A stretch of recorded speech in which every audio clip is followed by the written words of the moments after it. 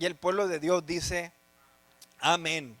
Bueno, el día de hoy quiero hablar sobre el siguiente tema que he titulado Lucha por sus sueños. Hemos escuchado muchas veces el refrán que dice lucha por tus sueños, pero hoy quiero hablar sobre este tema, lucha por sus sueños. Voy a hacer una pausa o un paréntesis entre las parábolas. Les comentaba que iba a quizás hablar algunos otros sermones. Se acostumbra a notar lucha por sus sueños. Hay una escritura que muchos de nosotros conocemos y la conocemos de memoria, que dice lo siguiente: mas buscad primeramente el reino de Dios y su justicia. Y cuando Jesús habla del afán, dice, y todas estas cosas os serán añadidas. Jesús habla de no preocuparnos, mirar las flores, que Dios las viste, que no nos preocupamos. Al que quizás quiere más estatura, dice, por más que se afane, no puede añadir nada a su estatura. Se podrá poner un que otro tacón, etcétera, pero al quitárselo seguimos, y hay cosas que no podemos nosotros cambiar. Y Jesús hablaba de no afanarnos, pero dice, busca primeramente el reino de Dios y su justicia, y todas estas cosas serán añadidas. Aunque lo escuchamos, aunque lo sabemos, pareciera que la escritura nos dice lo contrario. Pareciera que el consejo es: busca primeramente tu reino y luego el reino de Dios. No sé si a usted le ha tocado, pero a veces que le habla a las personas de Dios, le dice la persona, es que ahorita todavía no estoy listo o todavía no estoy lista. Y básicamente lo que decimos con eso es que todavía hay algunas cosas que quiero hacer, todavía hay algunas cosas que quiero buscar. Y en otras palabras, ya que termine de hacer todo, ya que no me quede mucho más, entonces voy a buscar el reino de Dios. Pero la Biblia nos dice, busca primero el reino de Dios. A través del mensaje del día de hoy, es mi objetivo aclarar el deseo y el corazón de Dios. Quiero llevarte a conocer sus sueños, los sueños de Dios. Y no solamente a conocer los sueños de Dios, sino quiero animarte a que tú también luches porque los sueños y el corazón de Dios se lleven a cabo. Les decía, existe un mensaje común que nosotros escuchamos allá afuera en el mundo que te dice, lucha por tus sueños. En cambio, la Biblia nos dice, no te amoldes al patrón de este mundo. Y lo he explicado algunas veces que cuando entiendo esta porción de la escritura, pareciera ser como que vamos en una línea de ensamble. Usted ha mirado cómo hacen las galletas, hacen galletas de estrella y tienen un molde. Pues pasa la masa y le dan, y al final tú nada más puedes observar que todas tienen el mismo corte y se ven igual. Cuando nosotros miramos el mundo y la dirección que este mundo toma, no podemos negar que el mundo está imponiendo un patrón en la vida del ser humano. Una vez más, existe un mensaje común que te dice, lucha por tus sueños. Y la Biblia nos dice, no te amoldes al patrón de este mundo, sino sé transformado por medio de la renovación de tu entendimiento. En otras palabras, no pienses igual a como el mundo piensa. No desees lo mismo que el mundo desea. Cuando la Biblia nos habla del arrepentimiento, arrepentimiento quiere decir volver hacia Dios, darnos esa vuelta a 180 grados e ir en una dirección contraria a la que nosotros íbamos. Transformados por medio de la renovación, dice la palabra, de vuestro entendimiento, para que nosotros comprobemos, para que nosotros nos demos cuenta de cuál es la voluntad de Dios, agradable y perfecta. El mundo te dice, lucha por ser millonario. Si puedes, cómprate un boletito. Si puedes, ráscale aquí, ráscale allá para que ganes. El mundo te dice, lucha por ser un millonario, lucha por tener la casa, la mejor casa de la cuadra, lucha por tener el carro de tus sueños. Ahí va el comercial y le abren la cajuela del carro y en la cajuela de repente se abre el paraíso. Y ahí va y lo ponen en el carro y le empiezan a dar por los desiertos, por los cerros, por la nieve. Y la mercadotecnia está siempre llevándonos a decir, yo necesito eso, yo necesito ese modelo, ya el mío, ya como que hace ruido, rechina, etcétera. Lucha por el mejor carro, lucha por el mejor sueldo, lucha por mantenerte joven, lucha por el puesto ahí en el trabajo, lucha por la fama. Y fíjese bien, hasta cierto punto quizás podemos decir, bueno, no es malo, son cosas buenas, pero yo le digo en esta hora, tenga mucho cuidado que eso no debe llegar a ser el afán de nuestra vida. En otras palabras, yo voy a ir afanado y si no le puedo subir a la cuenta, eso no debe afanarme. Si no he podido conseguir el sueldo o el puesto, no debe llegar a afanarme. Jesucristo decía, basta cada día su propio afán. Te vas de este mundo, que un día, tarde o temprano, nos vamos a ir. ¿Hello? Quiera usted o no, pero hay algo garantizado en la vida y es la muerte. Te vas y los millones se quedan. Dejas una casa y los hijos se encargan de pelearse por ella. El carro se devalúa y las arrugas, tarde que temprano, van a llegar. ¿Cuántos dicen amén? Tarde que temprano van a llegar. Ahora, cuando nosotros miramos, decía, es importante. Hoy miraremos algunas escrituras del libro de Jonás que nos darán un panorama claro de cuál es el corazón del hombre y cuál es el corazón de Dios. Al nosotros leer en la escritura, decía, en este libro tan pequeño, el libro de Jonás, compuesto de 4 capítulos, vamos a entender algo muy claro de cuál es el corazón del hombre y cuál es el corazón de Dios. Y una vez más le decía, el mundo te dice, lucha por tus sueños. Y hoy te recomiendo que cambies esa palabra, nada más, quítale la T y ponle la S. Lucha por sus sueños, los sueños que están en el corazón de Dios. Del punto número 1 que quiero hablarte en esta hora es acerca del egoísmo del hombre.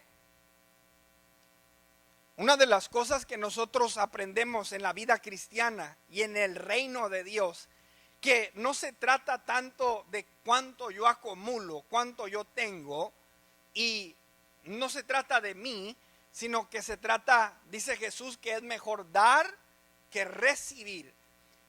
Se trata del prójimo, se trata del vecino, se trata del que está fuera y aparte de mí. La vida cristiana nos exhorta a no ser egoístas y nosotros preocuparnos por los demás. Ahora, cuando miramos el libro de Jonás, decía, es un libro que podemos leer múltiples veces en un día. Se compone de una página. En este libro nosotros podemos observar el egoísmo. Por algo salió ese refrán que nos dice, primero mis dientes y luego ¿qué? ¿Verdad? Esa es una filosofía humana. Primero mis dientes y luego los parientes. Bueno, en el reino de Dios las cosas no son así.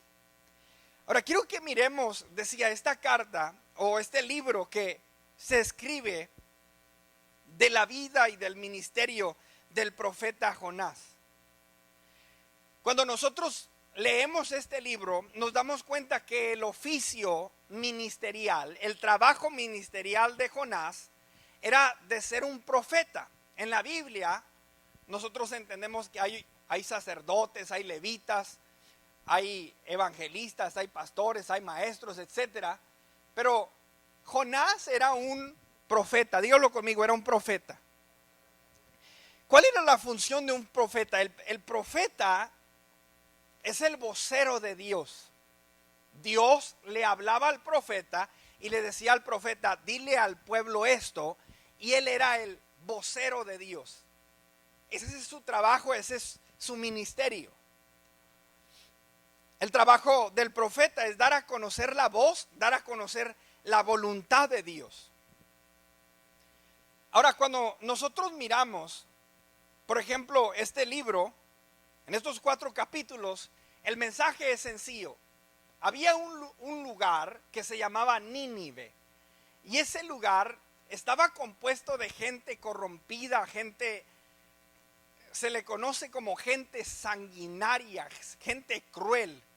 Y dice la Biblia, si usted lee entre los versos, que había subido la ira a la presencia de Dios, al punto que Dios miraba las cosas que ellos estaban haciendo. Entonces Dios le dice al profeta Jonás, ve a Nínive y dile al pueblo que si no se arrepienten, dentro de pocos días yo los voy a destruir. Entonces Jonás, hemos leído la historia, a Jonás no le caían bien los ninivitas, y Jonás dice, pues si no les digo, mejor destrúyelos. Y dice la Biblia que agarró, Dios lo manda a Nínive y agarra al lado opuesto. Y estando en el lado opuesto, empieza a ver la turbulencia, se sube a esta embarcación y sabían, alguien que viene aquí, algo anda mal, alguien de aquí está desobedeciendo a Dios. Si usted lee la historia detalladamente, dice que estaba tan resuelto a no hacerle caso a Dios por odio a los ninivitas, que en alta mar le dijo a los de la embarcación, mejor tírenme aquí. Cuando usted lee el libro de Jonás, se va a dar cuenta que a mar abierto Jonás llegó a un estado de muerte. Y decía Jonás, prefiero yo morirme que hacer la voluntad de Dios, o ver que esa gente se salve. Y en otras palabras, nosotros estamos entendiendo que Jonás era un personaje, era una persona muy egoísta. Dios lo manda a Nínive, dice, no, yo no quiero ir a Nínive. Se sube a un barco y se va al lugar opuesto. Dios desata y se desata la tormenta, lo arrojan, lo agarra un pez y va y lo vomita allá a la orilla del mar. Ahora está Jonás todo vomitado y está más cerca de Nínive que donde quería estar. Y Dios le habla de nuevo y le dice, ve y dile a los ninivitas lo que te dije. Hasta ahí vamos bien, ¿verdad? Decía, si te tomas un tiempo para estudiar un poco sobre los ninivitas o sobre los moradores de Nínive, te darás cuenta que eran personas perdidas, personas crueles, personas sanguinarias. Era un pueblo que estaba lejos de Dios. Y este era el pleito que Jonás tenía. Mira, Dios, no quiero ir para allá porque yo sé que tú eres un Dios misericordioso, tú eres un Dios clemente, eres un Dios piadoso. Y si se arrepienten, yo sé que tú los vas a perdonar. Fíjese bien, hermanos. Jonás dice, I don't want to be the one. Yo no quiero ser el que es el medio para la salvación de esta gente. That is so selfish. Eso es muy egoísta, donde nada más nos preocupamos en nosotros. El capítulo 4, del verso 1 al verso 4, nos dice la escritura lo siguiente: pero Jonás se apesadumbró en extremo y se enojó. va renegando, va pataleando, dice no quiero ir, no me caen bien, y les da el mensaje. Cuando usted lee el capítulo 3 dice que se pusieron en ayuno, se pusieron en silicio y dijeron, nos habló el profeta de Dios, necesitamos hacer cambios, necesitamos arrepentirnos y necesitamos componer nuestra vida para que Dios no nos destruya. El capítulo 1, verso 1, y como respuesta Jonás se apesadumbró en extremo y se enojó y oró a Jehová y dijo, ahora, oh Jehová, ¿no es esto lo que yo decía estando en mi tierra?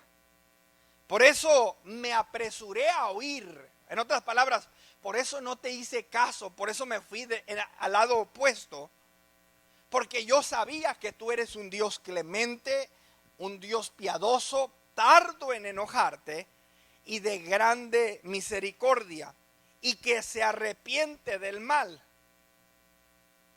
Ahora pues, oh Jehová, te ruego que me quites la vida, porque mejor me es la muerte que la vida. Y Jehová le responde y le dice, ¿haces tú bien en enojarte tanto? Entendemos la historia, está sencilla. Dios lo manda en una misión para decirle a un pueblo rebelde que se arrepienta, dice no quiero ir. Les da el mensaje forzosamente porque Dios sigue tratando con él. El pueblo se arrepiente y ahora está Jonás enojado porque se arrepintieron y dice, mejor mátame. ¿Aló? ¿Se parece a alguien? No se crea.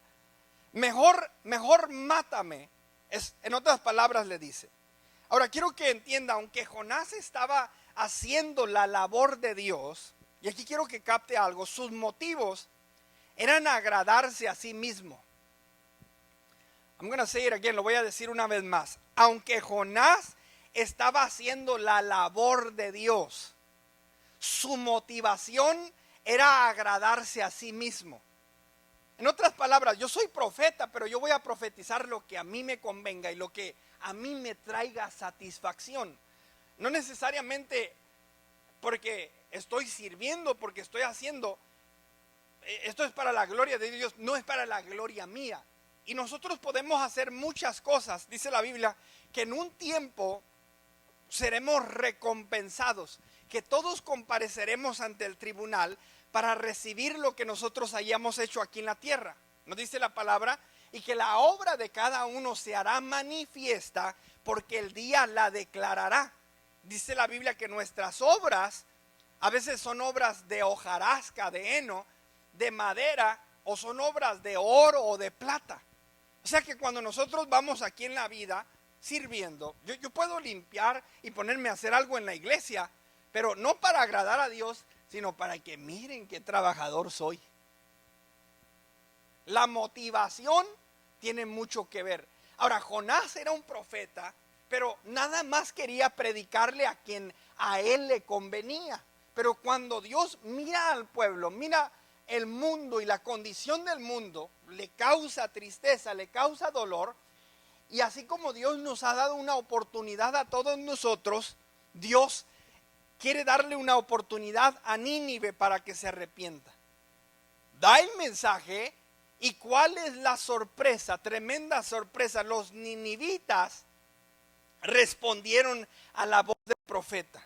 Ahí en el versículo 8 del capítulo 3 dice que el rey les dijo, sino cúbranse de cilicio hombres y animales, clamen a Dios fuertemente y conviértanse cada uno de su mal camino, de la rapiña que hay en sus manos. ¿Quién sabe si se volverá y se arrepentirá Dios y se apartará del ardor de su ira y no pereceremos? They got it. Agarraron el mensaje y dijeron, vamos a voltear la dirección en la que vamos. Pero les decía, aunque Jonás estaba haciendo la labor de Dios, su motivación no era agradar a Dios, era agradarse a sí mismo, era egoísta, aborrecía a los ninivitas y no quería ser parte de su salvación. Quiero decirle en esta hora esto. Tristemente, el ser humano sufre de esto que llamamos egoísmo. A veces el ser humano cree que el mundo gira alrededor de él. Fue el problema de Caín cuando miró que Dios se agradó de la ofrenda de su hermano. En el libro de Génesis, al principio, dice la Biblia que creció tanta ira en él que mató a su hermano. Fue el problema de los hermanos de José cuando miraron que papá le hizo una túnica. Lo vendieron como esclavo. Y miramos que el problema del ser humano decía, es para, como dicen, el asadón o el rastrillo, para acá y para acá y para acá, que se trate de mí. Dios dice, quiero perdonar a los ninivitas. No, a mí no me caen bien, a mí no esto. Entonces, tristemente, el problema que sufre el ser humano es un problema de egoísmo. Fue el problema del sacerdote y del levita en la parábola del buen samaritano. Dice que lo miraron y se fueron de paso. Nunca le extendieron una mano para decirle necesitas ayuda. Y fue el problema de los fariseos y de los escribas, que solamente se preocupaban cuando miraban a Jesús comiendo con los pecadores y los publicanos. Decían, ¿qué está haciendo con ellos? En otras palabras, no me interesa eso, no me interesa la túnica de José, no me interesa la ofrenda de Abel. A mí lo único que me interesa es lo que yo quiero y lo que a mí me agrada y lo que a mí me trae satisfacción. Es el problema del ser humano que dice primero mi reino, luego el reino del Señor. Tristemente muchos creen que el cristianismo es para las personas que ya han alcanzado la vejez o las personas de la tercera edad. Pero el cristianismo es para todos. Hay que darle a Dios nuestros mejores años. ¿Hello? A Dios le agradan las primicias y a Dios se agrada de cuando el niño, cuando el joven, cuando el adulto, cuando el anciano. Y no, decía, a veces se proyecta y tristemente es lo que se maneja en la iglesia. Vaya usted a una iglesia luterana, una iglesia metodista, etcétera. ¿Dónde está la juventud? ¿Dónde están? Porque creemos que primero hay que gozar la vida, ya que agarramos todo, entonces sí. No, pero la Biblia nos enseña y nos exhorta y dice, buscad primeramente el reino de Dios.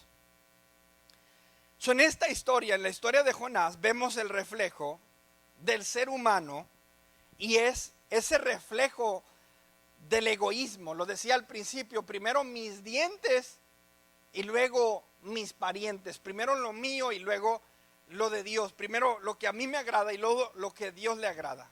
Y te hablo en esta hora a que no solamente te enfoques en luchar por tus sueños, pero que luches por los sueños de Dios. Eso es lo que significa buscar primeramente su reino. Ahora, al mirar nosotros esta historia, el segundo punto del que te quiero hablar es sobre la insensatez del hombre, de la humanidad. El capítulo 4, el versículo 11 del libro de Jonás, nos dice la escritura, no tendré yo piedad de Nínive.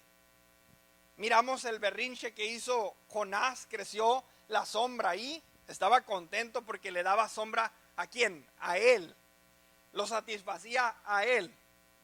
Y quiero que ustedes al leer la carta o cuando la lean en casa, dense cuenta que él estaba de lejos mirando y esperando que le fuera mal a los ninivitas. Él se salió fuera de la ciudad y dijo, aquí me voy a quedar porque yo sé que estos van a volver a caer en lo mismo y me voy a quedar aquí a ver hasta que Dios los destruya. Y mientras él está esperando, tiene un malestar en la piel, crece esta calabacera, le da sombra y ahora él está contento porque él está a gusto y está nada más esperando mirar la destrucción. Se le seca la calabacera y le dice a Dios, mejor quítame la vida.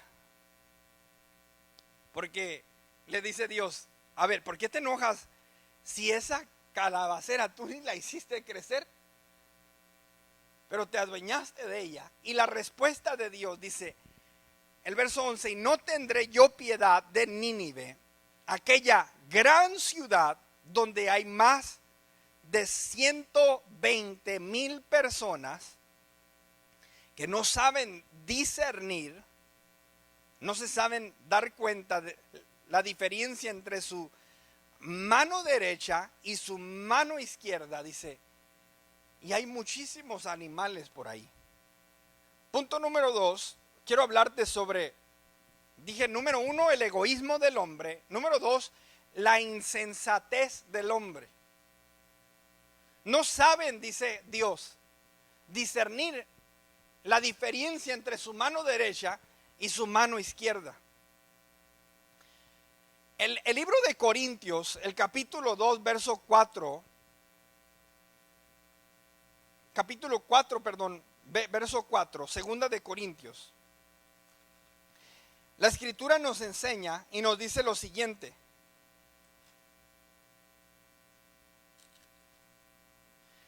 Dice, en los cuales el Dios, y usted se va a dar cuenta que la palabra Dios está en minúscula. Le voy a dar un consejo, hermanos. Cuando escriba algo en su perfil o en el Facebook que quiera referirse a Dios, póngale una mayúscula ahí. Porque en la Biblia el de minúscula se refiere a Satanás. Dice el versículo 4, en los cuales el Dios de este siglo, la palabra siglo habla de este mundo, el Dios de este mundo cegó el entendimiento de los incrédulos para que no les resplandezca la luz del evangelio de la gloria de Cristo, el cual es la imagen de Dios. Según la Biblia, escuche bien, aquella persona que no sabe discernir entre su mano derecha y su mano izquierda es una persona que el Dios, Satanás, ha cegado el entendimiento. Cuando nosotros estudiamos un poquito de los ninivitas, y usted puede mirar otros pueblos que ofrecían sus niños como sacrificios y como ofrenda, y los quemaban a diferentes dioses como Moloch, etcétera, y Dios los miraba no como personas perdidas o como personas crueles, sino las miraba como personas ciegas, como personas que no tenían los ojos para ver la luz. Entonces, hablando de la insensatez del hombre, cuando miramos la condición del mundo en el que vivimos, hoy en el 2021 no cabe ni la menor duda que la escritura es muy acertada. En un mundo donde la infidelidad reina, donde miramos el narcotráfico, el poder político, los pleitos, la droga, el aborto, etcétera. Hace unas semanas atrás, unos meses atrás, estuvimos en una junta de pastores. Nos convocaron ahí una persona que se encarga de mirar y están ellos con abogados creyentes cuidando de lo que pasa en las escuelas. Nos hablaban sobre las cosas que los distritos escolares están implementando en nuestro estado de California. Nos hablaban y nos enseñaban los currículums y los libros que se están empezando a implementar, donde le piden a las criaturas en el salón de clase a que cierren sus ojitos y se imaginen que son el sexo opuesto o que son del otro género. Ahora, si la criatura quiere llegar a la escuela y diga, no se refiere a mí como Saúl, a mí me llamo Lorena o etcétera. Ahora la maestra tiene que decirle Lorena, y si llega papá, tienen la autorización para ocultar de los padres que ahí en la escuela él se llama Lorena. A las criaturas se les da la autorización a edades pequeñas ir a las clínicas de aborto a hacer sin el consentimiento de los padres. Entonces mira uno lo que está pasando y que cuando despertamos decimos y miramos esa insensatez del hombre. Antes se podía definir, bueno, es hombre o es mujer, es azulito, rosita, es a boy or it's a girl. Pero ahora ya no, hay como 16 géneros y es que esto y lo otro. Y el otro día salía un artículo de esta persona que no nomás era de un género, pero era de varios, depende de cómo se sentía, cómo estaba el clima y cómo estaba su estado emocional, era el X género, etcétera. Ahora cuando miramos, decía, entendemos la insensatez que está en el mundo y lo que pasa a nuestro alrededor. Pero dice la Biblia que el Dios, hablando en D minúscula, Satanás ha cegado el entendimiento para que la luz no le resplandezca. Cuando Jehová hacía referencia a Jonás, le decía lo siguiente: no tendré yo piedad de Nínive, aquellas personas que no saben discernir, no saben la diferencia entre lo que es su mano derecha y lo que es su mano izquierda. Vivimos en tiempos, decía, donde se tiene problemas en determinar el género de una criatura. Pero ¿qué sucede? Quizás usted dice, pues eso no me afecta a mí, eso no me corresponde a mí, eso a mí no me hace nada. Pero te digo en esta hora que le duele el corazón de Dios. Y cuando Jonás miró a Nínive, dijo, look at that people, mira a esa gente, mira lo que hacen. Está bien que les caiga el rayo, que les caiga el fuego. Pero Dios le dice, no.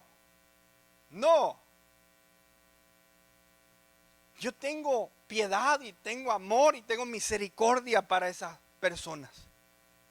Y es importante, decía, que entendamos, vivimos nuestra vida luchando, dice, por nuestros sueños. Porque quiero, hoy, ¿por qué no vino ahora a la reunión, hermano? Oh, es que me dieron overtime, ¿verdad? Y quiero un poquito más dinero. ¿Y por qué no se sirve en un ministerio? Oh, es que yo no tengo tiempo para Dios. ¿Y por qué no esto? ¿Y por qué no? Porque al final del día se trata nada más de mi reino, de lo que yo quiero, de lo que a mí me gusta. Pero cuando se trata de dar para el reino de Dios, mejor me voy a Tarsis, mejor me voy en el sentido opuesto. Y es importante, decía, que nosotros nos apasionemos no solamente por nuestros sueños, pero los sueños de Dios.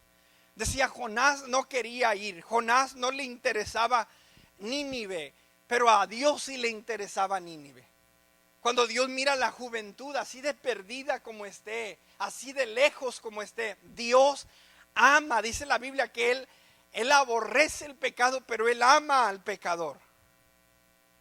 Y esto me lleva a este tercer punto. En el libro de Juan, el capítulo 21,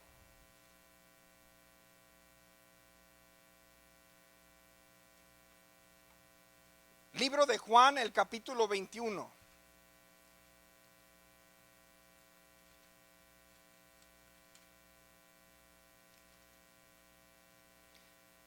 Dice la escritura, y nosotros sabemos la historia de Pedro, que nos dice la palabra que llegó a un punto donde Jesús le dijo, antes que el gallo cante, tú me habrás ya negado 3 veces. Pedro creía amar a Dios más de lo que realmente él lo amaba. Y Dios le dice y le enseña, estás en un proceso. Cuando nosotros miramos esta escritura, nos damos cuenta que Pedro llegó a un momento donde, mirando que estaban por crucificar a Jesús, le dijeron, tú eres de los que andabas con él, ¿verdad? Y dijo, no, yo no soy. Sí, tú hablas como ellos. No, yo no. Y dice la Biblia que 3 veces él negó al maestro, estando tan cerca a él. Pero aquí miramos que después de la resurrección, es una de las escenas más hermosas que a mí me gusta. Jesús, a mí me gusta pescar y ellos andaban pescando. Y dice la Biblia que Jesús les estaba preparando unos pececitos ahí en las brasas. No sé si usted ha comido zarandeado, pero les estaba preparando una comidita. En el verso 12 le dice, vengan y coman. Y el verso 15 dice, cuando hubieron comido, Jesús dijo a Simón Pedro, Simón, hijo de Jonás, ¿me amas más que a estos? Y él le respondió, sí, Señor, tú sabes que te amo. Y en respuesta le dice, apacienta mis corderos. En otras palabras, don't just say you love me, no nomás digas que me amas. Le dijo, si me amas, apacienta mis, dice la escritura, corderos. Verso 16, volvió a decirle la segunda vez, Simón, hijo de Jonás, ¿me amas? Y Pedro le respondió, sí, Señor, tú sabes que te amo. Y otra vez le dice, pastorea mis ovejas. ¿Me ayudas con la música, Bonnie? Le dijo en el verso 17 la tercera vez, Simón, hijo de Jonás, y ahora van 3. Y le dice, Pedro se entristeció de que le dijera la tercera vez. Miren, hermanos, ya lo había traicionado. Y yo ya le he hablado del amor agape, el amor filial, el amor eros. Pedro todavía no había desarrollado ese amor agape por Dios. Le dijo por tercera vez, Simón, hijo de Jonás, ¿me amas? Y Pedro se entristeció de que le dijera la tercera vez, ¿me amas? Y él respondió, Señor, tú lo sabes todo. Tú sabes que te amo. Y Jesús le volvió a decir, apacienta mis ovejas. Y le dice Jesús lo siguiente, de cierto te digo que cuando eras más joven te ceñías e ibas a donde querías. Mas cuando ya seas viejo, extenderás tus manos y te ceñirá otro y te llevará a donde no quieras.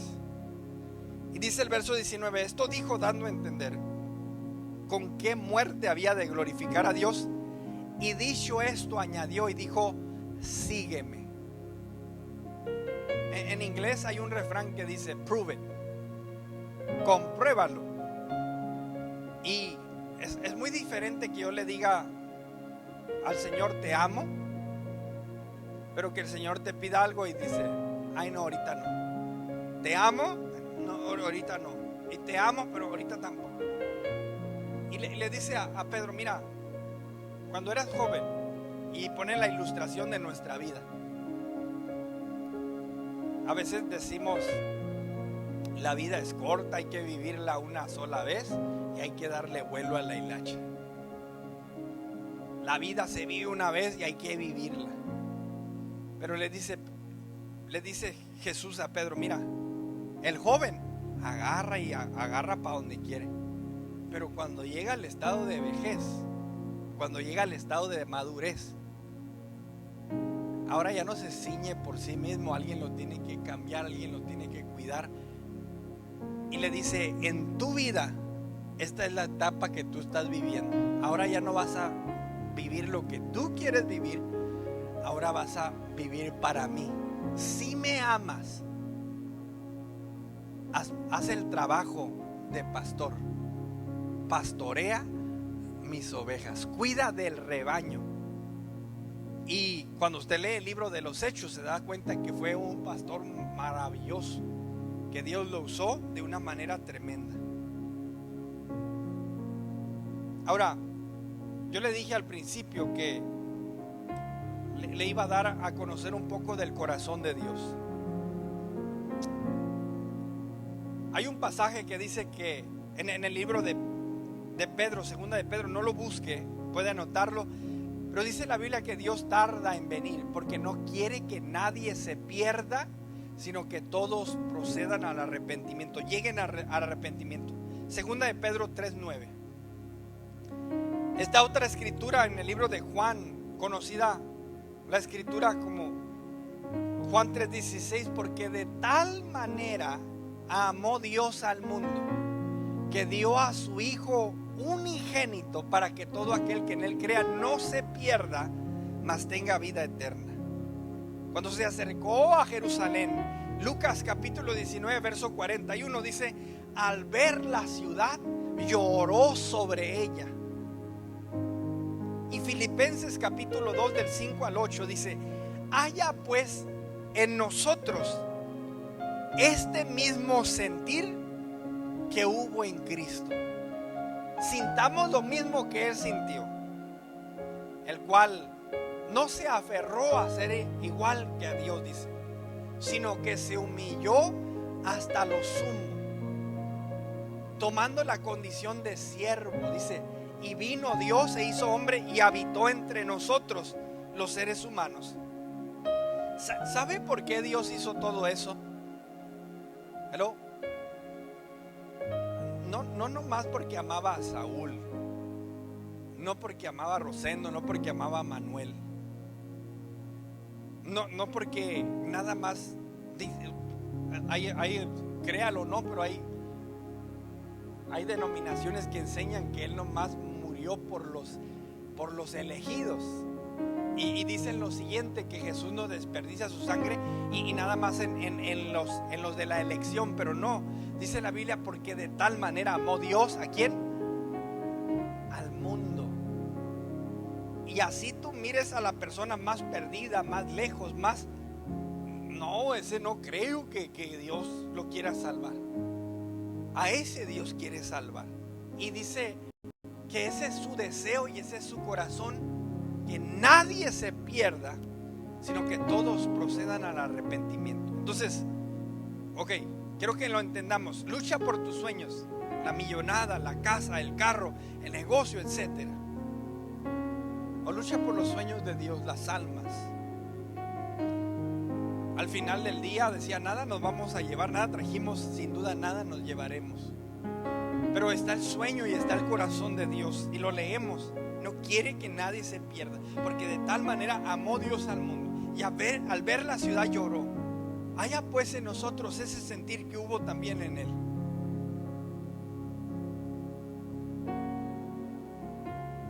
Dios aborrece el pecado, pero ama al pecador. Le recuerdo el versículo 11 del capítulo 4 de Jonás: y no tendré yo piedad de Nínive, aquella gran ciudad donde hay más de 120,000 personas que no saben discernir entre su mano derecha y su mano izquierda.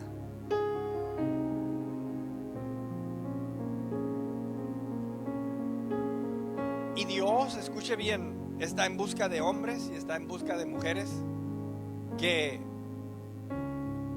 quieran luchar por los sueños de Él. En la escritura nos dice lo siguiente: busqué a un hombre y no lo hallé. Busqué a un hombre y no lo hallé. Le dijo a Pedro: si me amas, apacienta mis ovejas. Pero buscó a uno y I'm busy. Busqué a otro, estoy ocupado. Busqué a otro. Y dice que cuando los convidó, empezaron a sacar excusa tras excusa tras excusa. Busqué a un hombre y no lo hallé. Jesucristo, hablando del reino de Dios, dice: la mies es mucha, los campos están blancos. Oremos para que el Señor envíe obreros, trabajadores, siervos a su mies. Y a Pedro le dice: si me amas, apacienta mis ovejas. Haz el trabajo de pastor. Concluyo con esta escritura, Isaías capítulo 6, versículo 8.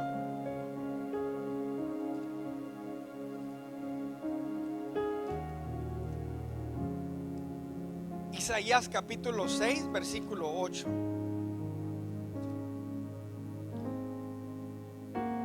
Habla sobre el llamado de Isaías.